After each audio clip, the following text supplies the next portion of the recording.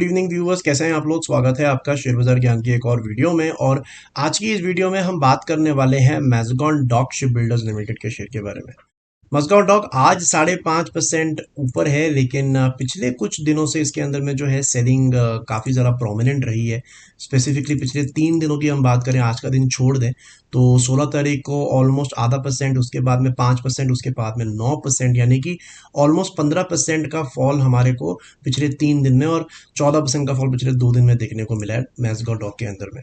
तो what is the problem with the stock, किस चीज़ से जो है सेल ऑफ बढ़ रहा है, उसके बारे में बात करेंगे। और आगे आने वाले समय के अंदर में जो इसकी गिरावट है वो कहाँ तक बड़ी हो सकती है और किन लेवल्स पर्टिकुलरली का ध्यान रखना है, उसके बारे में हम बात करेंगे।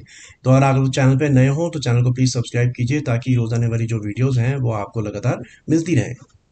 तो बेसिकली मैज़गान डॉक के ऊपर में जो एक प्रेशर बन रहा है वो आईसीआईसीआई सिक्योरिटीज़ की एक रिपोर्ट के बाद में बन रहा है। और आईसीआईसीआई सिक्योरिटीज़ जो कि एक ब्रोकिंग फर्म है हमारे कंट्री में, उन्होंने ये कहा है कि जो इनके वैल्यूएशंस है वो बहुत बहुत शार्प है। और जो आईसीआईसीआई सिक्योरिटी का जो रिपोर्ट है जो 16 अगस्त को आया था, उसके अंदर में जो उन्होंने टारगेट दिया है मैज़गान डॉक के लिए, दैट इज 1165। और उनका मानना है कि करंट लेवल से 77% गिरेगा शेयर। और आईसीआईसीआई सिक्योरिटीज बेसिकली पहली बार ऐसा नहीं है कि ऐसा कुछ बात कह रहे हैं वो। उनका एक रिपोर्ट जुलाई में भी आया था, उसके अंदर में तब 1500 रुपये का मैज़गान डॉक था, तब 600 रुपये का टारगेट दिया। नवंबर में रिपोर्ट आया, 2000 का शेयर प्राइस था, 800 का टारगेट दिया। फिर मई का रिपोर्ट आया 2024, 3200 रुपये का प्राइस, 900 रुपये टारगेट दिया। और अब 16 अगस्त को इनका रिपोर्ट आया, जिसमें मैंने बताया आपको 70%, 77% डाउन साइड का टारगेट इन्होंने दिया है। तो बेसिकली ये तो रिपोर्ट्स निकालते रहते हैं और इसका कुछ ज़्यादा खास आज तक तो नहीं पड़ा है फर्क। अब इसके अंदर में वैल्यूएशंस हाई है या नहीं, ये तो वक्त बताएगा। देखिए, बिकॉज मैज़गान डॉक के अंदर में इशू यही है, मैंने पहले भी वीडियोस बनाई हैं इसके ऊपर, कि जो स्टॉक का पी मल्टीपल है वो कंपेयर करने लायक नहीं है। बिकॉज इसका जो पी मल्टीपल है, आप किससे कंपेयर करोगे?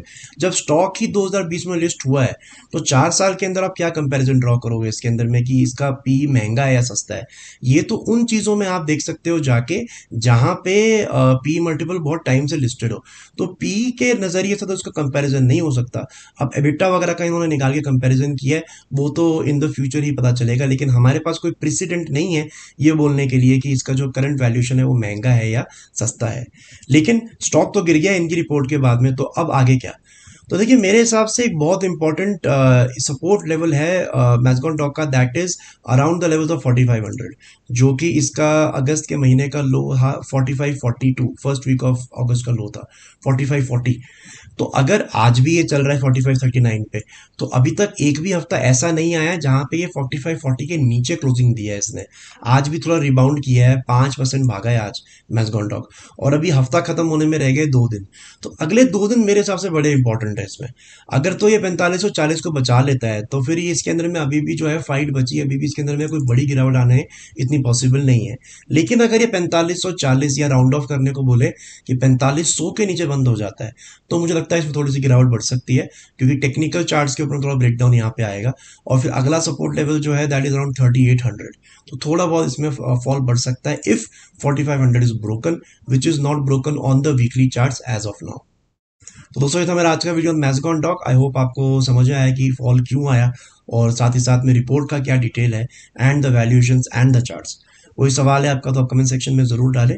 मैं मिलूंगा आपसे अपनी अगली वीडियो में, तब तक आप अपना ख्याल रखें। All the best guys.